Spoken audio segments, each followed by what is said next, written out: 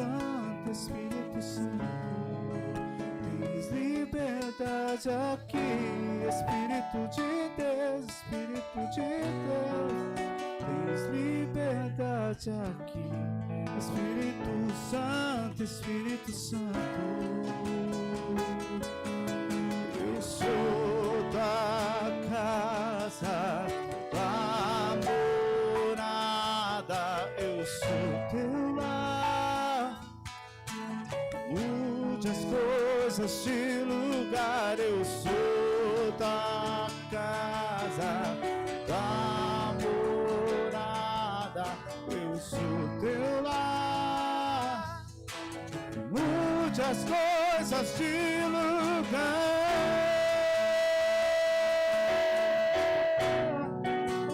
As coisas de lugar, Senhor. Tens liberdade aqui, Espírito de Deus, Espírito de Deus. Tens liberdade aqui, Espírito Santo, Espírito Santo. Tens liberdade aqui, Espírito de Deus, Espírito de Deus. Tens liberdade aqui, Espírito Santo, Espírito Santo. Eu sou da casa, da morada, eu sou teu lar. Mude as coisas de lugar, eu sou da casa, da morada, eu sou teu lar.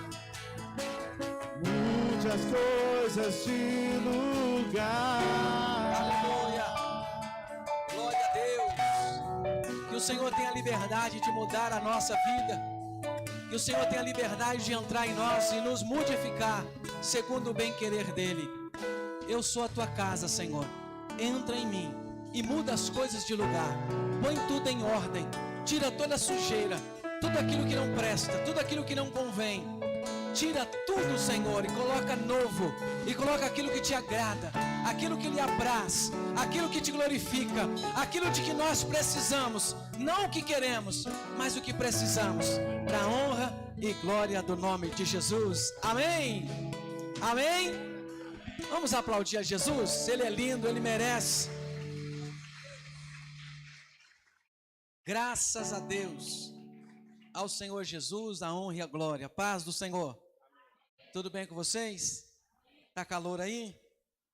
Glória a Deus, né? Até que tá fresquinho agora, né? Pelo menos eu estou sentindo fresquinho aqui. Glória a Deus por isso. Domingo, como o presbítero André adiantou aqui, nosso segundo culto para uma parte, né? Das pessoas aqui. O pessoal que está trabalhando, glória a Deus por isso. Glória a Deus por quem veio de manhã e quem voltou para estar nos ajudando aí, graças a Deus por isso, em nome do Senhor.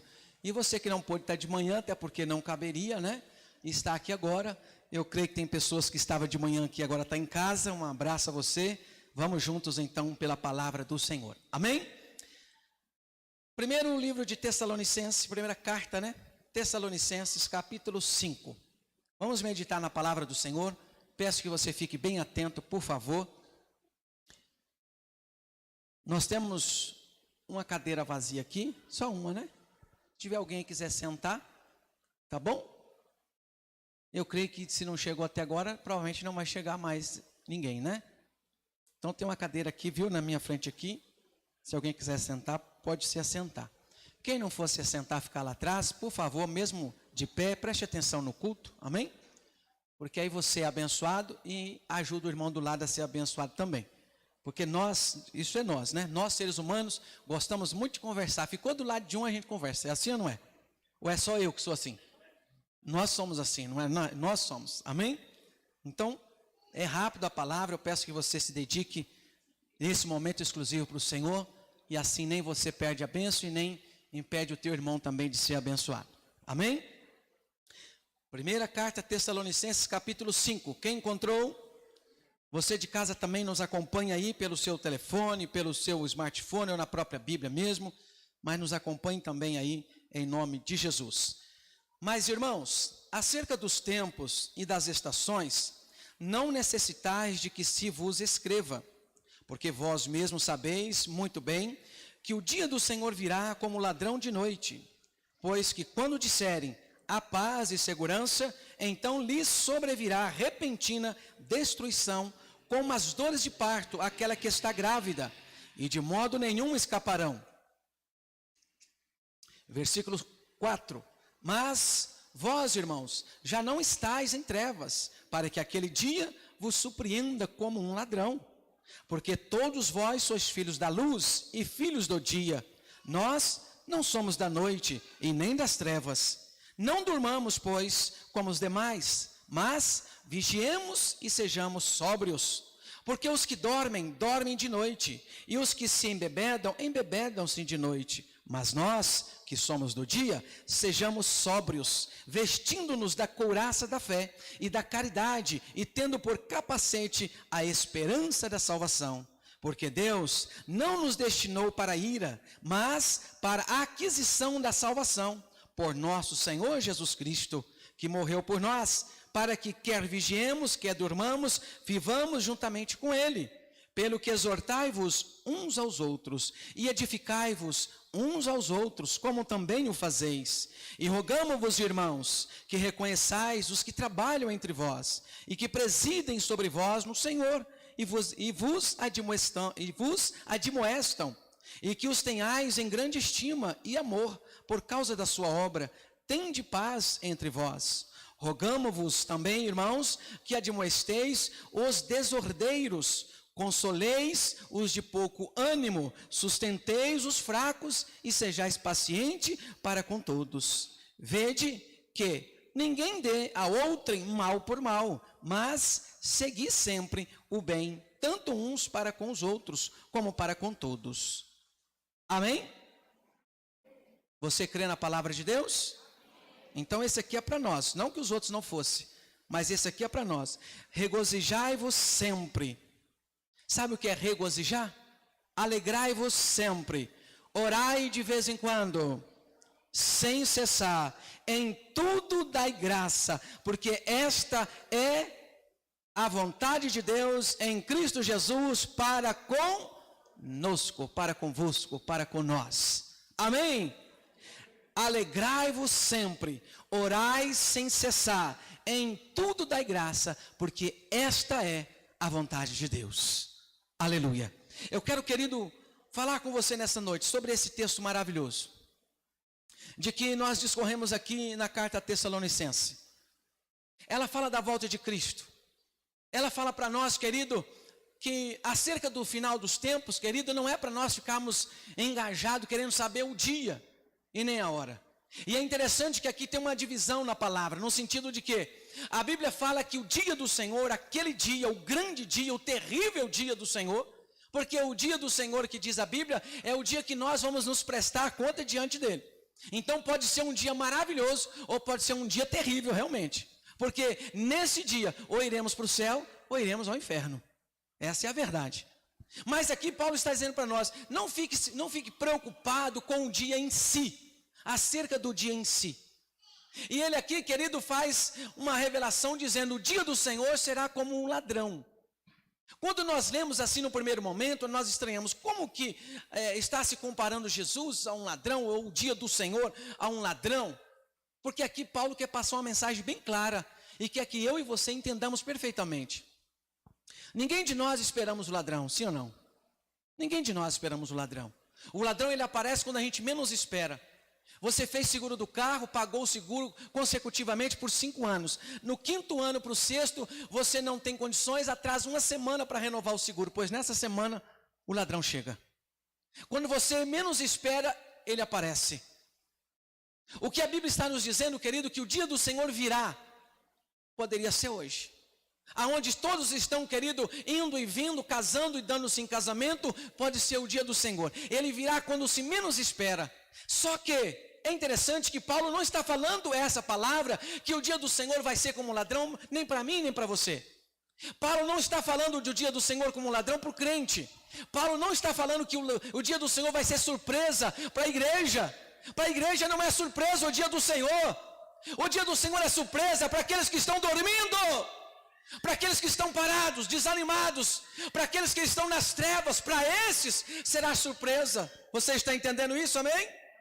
Porque o versículo 4 fala assim: mas vós, irmãos, já não estáis em trevas, para que aquele dia vos surpreenda como um ladrão. Sabe o que a Bíblia diz? Todo crente é vigilante, ou devia ser.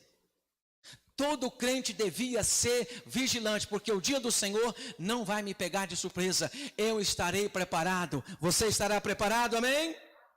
Aleluia. E ele diz para nós, querido, uma coisa interessante: nós não somos da noite. Ele faz alusão à noite na questão das trevas, e faz alusão a dia na questão da luz. Nós somos da luz, nós somos do dia. Paulo aqui está nos ensinando o que nós precisamos buscar sobre a nossa vida, o que nós precisamos, querido, praticar na nossa vida. O dia do Senhor não nos pega de surpresa. A igreja, ela ora para que chegue logo o dia do Senhor. Maranata, ora vem, Senhor Jesus. Amém? Porque para o crente o dia do Senhor será um dia maravilhoso. O versículo 5 fala assim: porque todos vós sois filhos da luz e filhos do dia, não somos da noite e nem das trevas. Você entende isso, amém?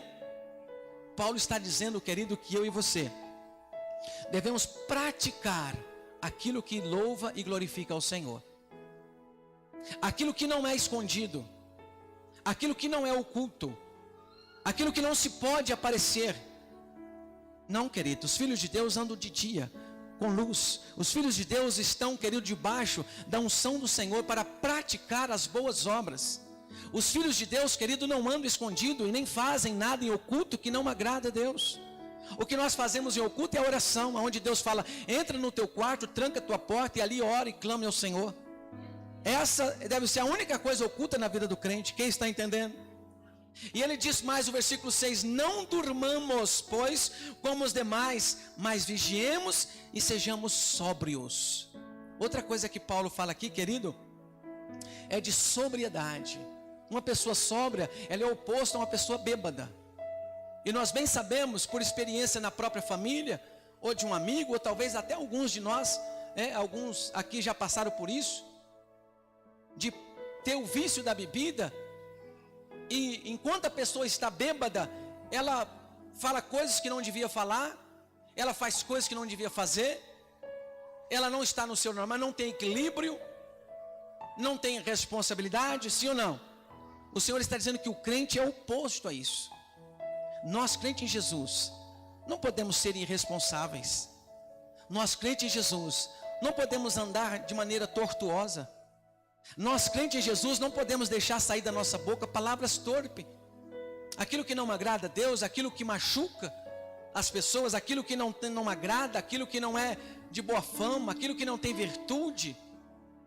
Você crê nisso?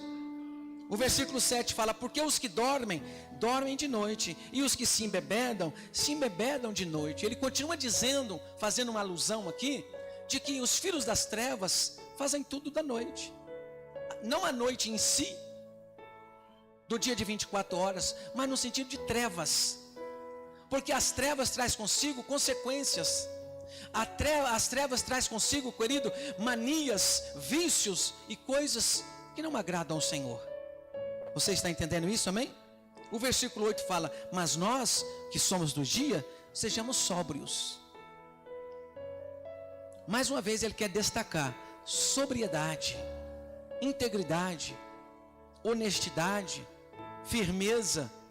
Mas nós que somos do dia, sejamos sóbrios, vestindo-nos da couraça da fé e do amor, e tendo por capacete a esperança da salvação. E aí nós voltamos na palavra de Deus no sentido de saber. Um bêbado não sabe do que ele está fazendo, ou na grande maioria não sabe, ou se sabe, mas acaba fazendo o que não devia fazer. Mas o crente não, o crente precisa se revestir de autoridade, de esperança, de expectativa. E talvez na nossa vida, querido, tenha nos faltado isso. Talvez na nossa família, no nosso lar, tenha nos faltado sermos sóbrios. Talvez em nós mesmos temos caminhado e tem nos faltado sensatez.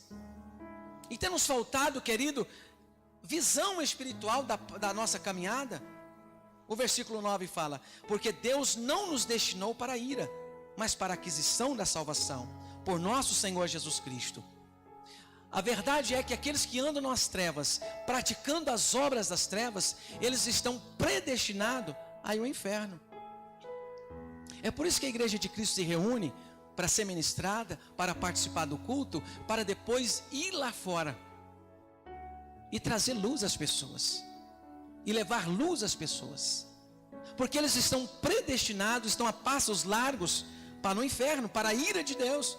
Mas nós estamos predestinados para a aquisição da salvação. Você crê que você está predestinado a ser salvo? Amém? O versículo 10 fala assim: por Jesus Cristo, que morreu por nós, para que quer vigiemos, quer durmamos, vivamos juntamente com Ele. Pelo que exortai-vos uns aos outros e edificai-vos uns aos outros, como também o fazeis.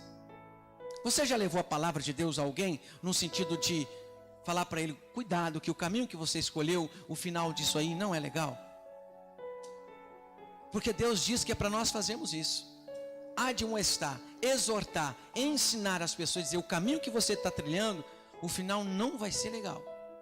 E nós vivemos numa geração, querido, onde nós pensamos no aqui e agora, onde nós achamos que aquilo que me faz bem agora vale a pena comprometer todo o restante, e não faz, e não é esse o caminho. O versículo 12 ele diz assim: e rogamo-vos, irmãos, que reconheçais os que trabalham entre vós, os que presidem sobre vós no Senhor e vos admoestam, e que os tenhais em grande estima e amor, por causa da sua obra. Tende paz entre vós. Nós, querido, muitas vezes ensinamos para os nossos, e até nós mesmos, respeitamos muito mais qualquer pessoa lá de fora do que aqueles que são de Deus. Tem muitas pessoas de Deus sobre nós, querido, que nos preside, que nos transmite a palavra, e nós não temos respeito por eles. Porque às vezes surge um escândalo na obra de Deus, em alguma situação, e nós colocamos todos no mesmo saco, e achamos que nenhum deles tem dignidade, que nenhum deles merece o nosso respeito, mas não é assim. O fato de um médico ter errado de alguma forma, a classe médica não está jogada fora. E muitas vezes nós falhamos assim na igreja. Muitas vezes nós não damos honra a quem merece honra. Muitas vezes nós não respeitamos, muitas vezes ouvimos todo tipo de conselho, menos daqueles que servem ao Senhor. Muitas das vezes nós estamos, querido, empenhados em divulgar qualquer besterol que tem na internet, porque foi um professor tal, porque foi um teólogo tal, ou melhor, um filósofo tal. Mas quando é uma palavra da parte de Deus, nós não temos convicção daquilo. Ficamos receosos de transmitir aquela palavra. A Bíblia diz que nós devemos ter em autoestima aqueles que ministram a palavra do Senhor, aqueles que levam o evangelho do Senhor. E nós sempre vimos isso no evangelho todo, ou melhor, na Bíblia toda, aonde o Senhor sempre preza por isso. O versículo 14 fala assim: rogamo-vos também, irmãos, que admoestais os desordeiros. Tem muitas pessoas, querido, que vivem em desordem. E é necessário que essas pessoas ouçam. É necessário que o seu filho ouça de você que ele está errado. É necessário, querido, que a esposa ouça do marido que ela está errada. É necessário que o marido ouça da esposa que ele está errado. Obviamente com sabedoria e com graça. Mas é necessário admoestar uns aos outros. É necessário que dentro da igreja tem uma palavra de ensinamento. É necessário que dentro da sua casa tem uma palavra de ensinamento. É necessário que eu e você e todos à nossa volta saiba ouvir um não. Admoeste aqueles desordeiros, ensine-os a não continuar assim. É necessário que haja limite na minha vida, na sua vida. É necessário que a igreja do Senhor, é necessário que o povo de Deus, no trabalho, em casa, na faculdade, na escola, na feira, aonde tiver, é necessário que nós saibamos que existem limites, e que nós estamos inseridos dentro de uma doutrina, e que nós temos alguém sobre nós. E não só isso, levemos isso aos outros também. Rogo-vos, pois, irmãos, que admoesteis os desordeiros, consoleis o de pouco ânimo. Tem pessoas, querido, que é desanimado total. Tem pessoas, querido, que vai chover no Rio de Janeiro, ele já está abrindo o guarda-chuva aqui. É necessário que a gente se aproxime dessas pessoas e que a gente fale para elas de Jesus e que a gente ajude elas a se animar. Tem muitas pessoas buscando ânimo no mundo, não tem ânimo para nada, vive procrastinando tudo, vive deixando tudo para depois, tudo que é importante fica para depois. O depois não existe. O amanhã não existe. Quando chegar amanhã é hoje. Não existe amanhã, você só faz alguma coisa hoje. Paulo aqui está escrevendo, ele está dizendo para nós, a igreja de Cristo: anime as pessoas desanimadas à sua volta, com bom senso, tendo um norte que é Cristo Jesus sobre nós. Tem muitas pessoas, querido, paralisadas por vários motivos. Quem está entendendo? Ensine as pessoas desordeiras, ensine e console as pessoas de pouco ânimo, sustenteis os fracos. É verdade que tem pessoas, querido, que eles não aguentam, não tem muita força, muita resistência, e não é fisicamente, emocionalmente, psicologicamente. Sim ou não? A igreja de Cristo precisa ajudar essas pessoas. É para isso que nós estamos aqui. É para isso que nós viemos ao mundo, querido. Nós viemos ao mundo para executar a obra daquele que nos enviou. Admoeste aqueles que estão parados, ensine eles. Tem pessoas fracas que precisam ser pegado na mão. Você está entendendo? Sustenteis os fracos e sejai paciente para com todos. Vede que ninguém dê a outrem mal por mal, mas segui sempre o bem, tanto uns para com os outros como para todos. Nós crentes em Jesus não podemos ter pavio, nem curto nem longo. Nunca podemos pagar o mal com o mal, mas sempre o mal com o bem. Às vezes estamos criando em nós um coração endurecido, rancoroso, um coração vingativo. E eu quero dizer para você, querido, que do jeito que no mundo civil também tem as consequências das penas, né, quando é infringido uma lei, no mundo espiritual também tem hierarquias de leis. Quando se comete um crime, querido, se o crime foi no momento espontâneo, ele tem uma consequência. Se o crime foi premeditado, a consequência é maior. Tem muitos crentes, tem muitos de nós que vivemos maquinando mal contra o outro. A consequência vai vir e é grande. E o Senhor nos exorta aqui, querido, não pague o mal, não pague o mal com o mal, mas pague-se o mal com o bem. Nós temos que ser transformados. Nós temos que ser alcançados pela graça de Deus. Quem está entendendo? E aí no versículo 19 ele fala: alegrai-vos sempre. Está difícil a luta? Alegre-se no Senhor Jesus. Orai sem cessar. Tem muitas pessoas que já desistiram, já era devagar para orar e parou de vez. Porque ora e olha a sua volta. Ora e olha, não mudou nada. Em tudo dai graça, porque esta é a vontade de Deus. Sabe o que eu entendo, querido? Que o que importa na verdade é o que Deus quer para mim e para você. Você já parou para pensar o que Deus espera de mim? Você já parou para pensar o que Deus espera de mim? Deus espera que eu seja um dono de pet shop só? Foi isso? Não, você vai lá, a sua missão é essa. Por mais nobre que seja, querido, eu acho que é muito pouco. Será que Deus espera de você que você seja um comerciante, um professor, um funcionário lá na empresa, né? E é só? Não tem mais nada? Será que nós somos como os animais? Morreu, acabou? E eles vêm, seguem instintos, vivem por instintos? Porque o leão não sabe que ele é um leão.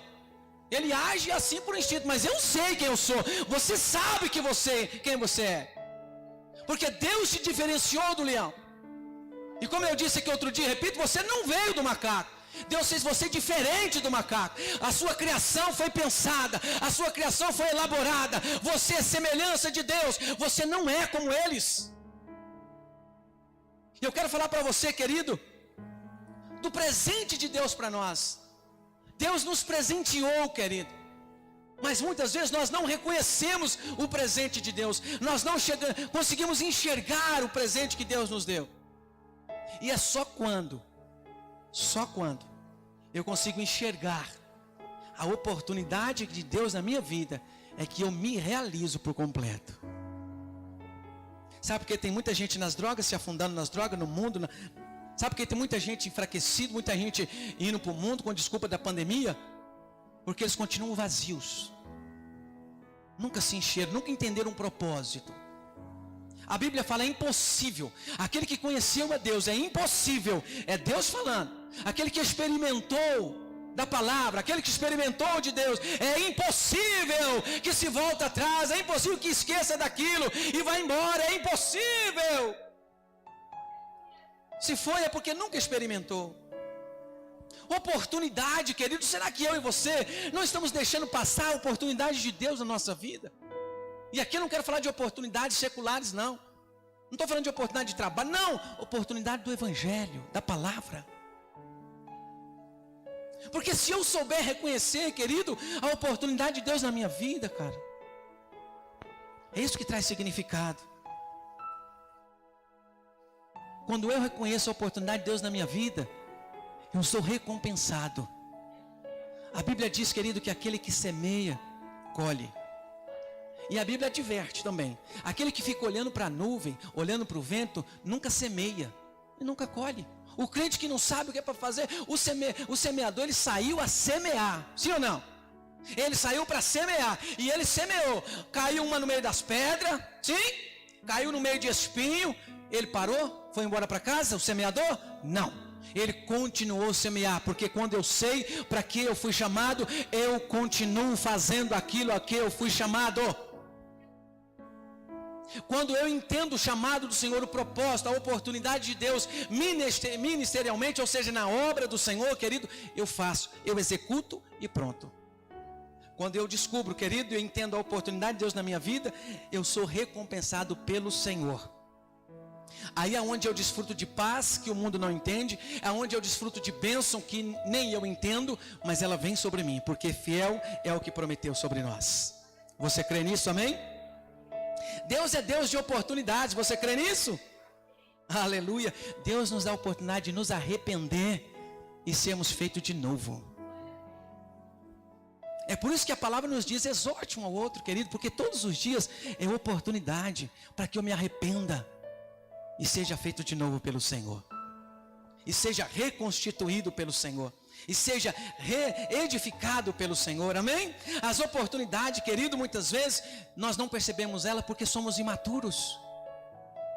Muitas vezes nós somos imaturos e nós lemos a palavra, viemos à igreja, mas nós não temos maturidade espiritual.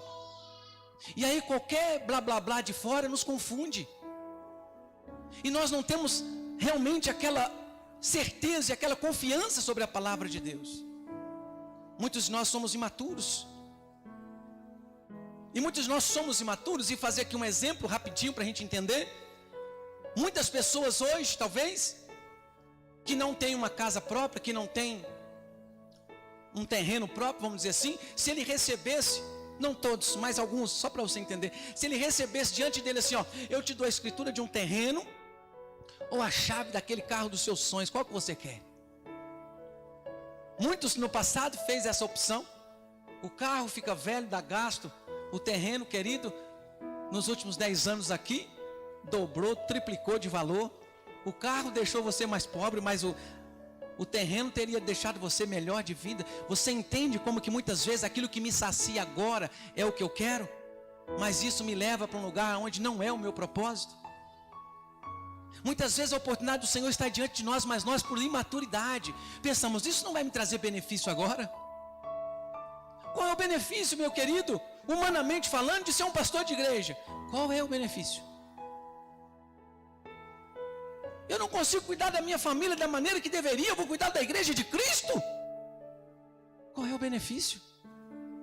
Mas quando eu fecho os meus olhos carnais e abro os meus olhos espirituais e enxergo com o coração, Eu entendo que ainda nessa terra eu não tenho nenhuma recompensa, mas eu entendo que esse é o propósito do Senhor e isso já me basta.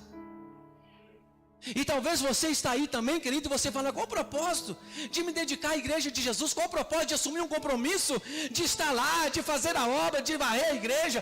Qual o benefício de estar lá cedo para fazer a live, para ensaiar? Qual o benefício de estar durante a semana ensaiando, ninguém me vê, para cantar uma vez e olha lá, qual o benefício? Mas se você abrir o teu coração e entender a palavra de Deus, você vai reconhecer a oportunidade de Deus na sua vida. Você vai entender que esse é o propósito, é isso que faz sentido para nós, querido. Muitas vezes somos imaturos e não reconhecemos a oportunidade de Deus na nossa vida e escolhemos, a exemplo da história que eu contei, o carro que no primeiro momento, querido, é muito melhor um carro para você ir e vir, o carro dos seus sonhos, do que um terreno. Não tem o que fazer com terreno, não tem dinheiro para construir agora, não tem agora, mas vai ter, e lá na frente você vai ver o benefício que isso vem na sua vida. Talvez você não está enxergando o milagre hoje, mas ele está sobre você, porque Deus disse que existe e existe. Eu preciso reconhecer o milagre de Deus na minha vida. Então não ficamos ociosos e preocupados com aquilo que não é para esse momento. Com aquilo que não é, querido, o que importa agora. Paulo fala: ei, não fique preocupado com o dia que o Senhor vai vir. Se prepare. O dia, a data, não importa. Importa se está preparado. Ele vai vir como um ladrão, para quem está no mundo. Para a igreja não. Por quê? Porque você está preparado. Porque você tem a sua lamparina e você tem azeite de reserva. Você não está queimando a tua reserva. Você não está, querido, usando ali e não se preocupando com a reserva espiritual. Você não está se preocupando, querido, se Jesus vai vir hoje ou amanhã. Você está preparado, cheio da presença do Espírito Santo.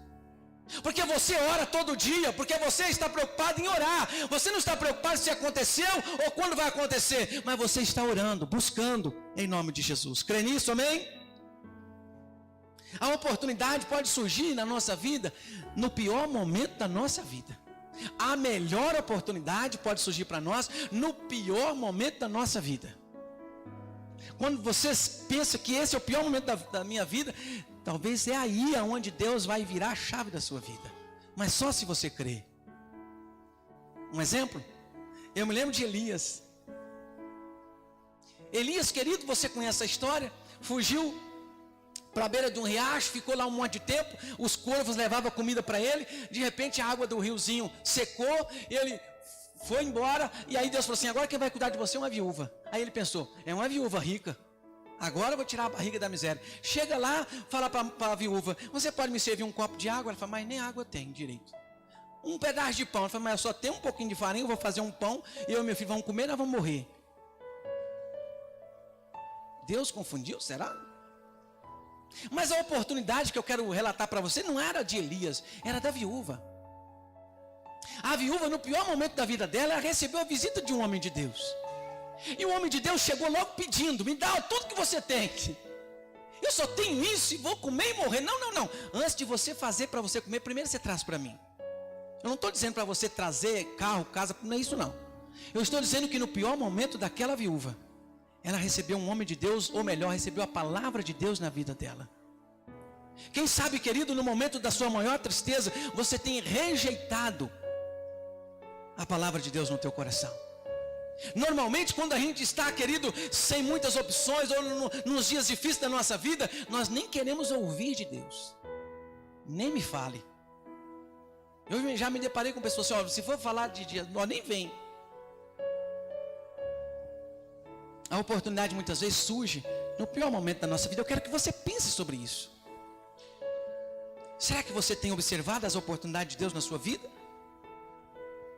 Muitas vezes, querido, nós perdemos a oportunidade de ter um amigo que vai fazer diferença na nossa vida. Eu me lembro de Davi e Jonatas. Eles foram amigos inseparáveis. E foi um bênção na vida do outro. E quando ele morreu, Davi relatou umas palavras, querido, para ele, dizendo que era amigo de verdade. Ele chorou e disse: esse era meu amigo. E mesmo depois de Jonatas morto, ele falou assim: tem alguém da família de Jonatas para que eu possa fazer bondade, porque ele era meu amigo. Será que nós temos feito amigos? de verdade? Amigos? Ou temos feito colegas e inimigos? E para nós encerrarmos, querido, eu quero que você hoje possa olhar no teu coração e ver: você tem vivido as oportunidades de Deus na sua vida? Ou você tem deixado-as passar? Ou você tem esquecido do que é mais importante? Feche os teus olhos, mesmo sentado. Eu quero orar com você. Daqui a pouco nós vamos servir a Santa Ceia. Eu quero que você feche os teus olhos e peça: Deus, me ajude a enxergar a minha oportunidade, Pai. Eu tenho cumprido a Tua palavra, Senhor. Você tem ajudado os fracos? Você tem pago o mal com o bem? O Espírito Santo de Deus, nos ajude a olhar para dentro de nós, Senhor, e enxergar lá no profundo de cada um de nós, Senhor. Senhor Jesus, nós vamos participar da Tua ceia. E a Tua palavra diz que aquele que come de maneira sem discernir, Senhor, come para a sua própria condenação, Senhor. Mas nós estamos aqui hoje reunidos e queremos olhar para dentro de nós e pedir perdão, Senhor. Perdão, Jesus, por todas as vezes que eu agi de maneira indevida com a minha esposa, com os meus filhos, com meu irmão. Deus, me perdoa por todas as vezes que eu agi de maneira indevida com o Senhor, com a Tua igreja. Pai, me perdoa por todas as vezes que eu, me achando muito ocupado, não dei atenção para uma pessoa que estava ao meu lado, e talvez fosse ela que precisava ouvir do Senhor naquele dia, mas eu me achei muito ocupado para isso. Eu saí correndo para fazer um monte de coisa e esqueci de que o mais importante é uma vida. Espírito Santo de Deus, nos ajude a cumprir a Tua palavra, Senhor, a executá-la e não ser somente os ouvintes. Senhor Jesus, nos ajude a sair do comodismo e entendermos, Senhor Deus, de que a Tua palavra é para hoje.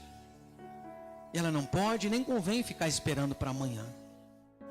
Nós estamos reunidos aqui, Senhor, e vamos participar do Teu corpo e do Teu sangue, meu Pai. E pedimos: venha sobre nós, Senhor. Faça-nos lembrar, Espírito Santo, de todas as oportunidades que tem em nós, de tudo aquilo que o Senhor abriu sobre nós, Pai. Em nome de Jesus. Amém. E graças a Deus. Amém? Se coloque de pé. Nós vamos participar da Santa Ceia agora. Quero convidar aqui os obreiros. Quero convidar aqui os obreiros. Em nome de Jesus. Glória a Deus. Você que está aqui, querido, você certamente nessa semana já fez o seu dia de jejum, de oração. Porque nós dedicamos essa semana a isso. Mas se porventura você não fez, querido, esse é o momento de você pedir perdão ao Senhor Jesus, porque todos nós que já... Todos nós que já somos batizados, querido, depois de grande, em nome do Pai, do Filho e do Espírito Santo, emergidos, na água que simboliza ali o sepultamento e depois surgiu uma nova pessoa. Se você é batizado assim, querido, você deve participar da ceia. Porque nada pode impedir você, querido, de estar em comunhão com o Senhor. Nada. Nada, nada. Então, se você está aqui hoje, ore ao Senhor e participe da ceia. Peça perdão, querido. Clame ao Senhor Jesus e fala: Senhor, eu quero ser alguém que aproveita e enxerga as oportunidades da sua parte na minha vida, Senhor. Eu quero ser aquele que paga o mal com o bem, aquele que estende a mão ao fraco, aquele que realmente cumpre a Tua palavra, que não fica somente ouvindo, Pai. Em nome do Senhor Jesus. Feche os teus olhos. Senhor Deus, nós vamos participar, Senhor, agora do Teu corpo e do Teu sangue. Nós oramos, Senhor, e pedimos que esses pães que simbolizam o Teu corpo, Senhor, quando cada um de nós pegarmos e comermos dele, pela fé em Ti, possamos ser renovados, cheios, em nome de Jesus. Da mesma forma, Senhor, os cálices, Senhor, de suco de uva, ao bebermos, Senhor, deste cálice, que simboliza o Teu sangue, sejamos lavados, remidos pelo Teu sangue, Pai. Nós oramos em o nome de Jesus Cristo, que assim seja. Amém e amém, Jesus. Glória a Deus. Você que for participar, permaneça de pé. Os obreiros vão passar, vão servir o pão, o cálice, você pega e se assente. Amém? Você que ainda não é batizado, eu aconselho você a não participar ainda. Amém?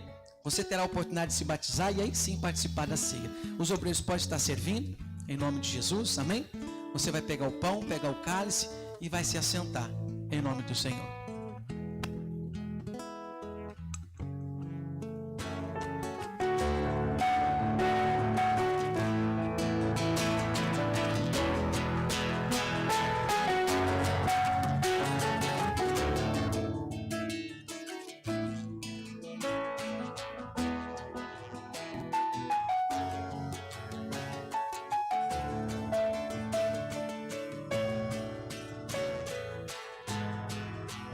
Eu não vou me apegar com as coisas daqui, pois eu sei há um lugar que me espera.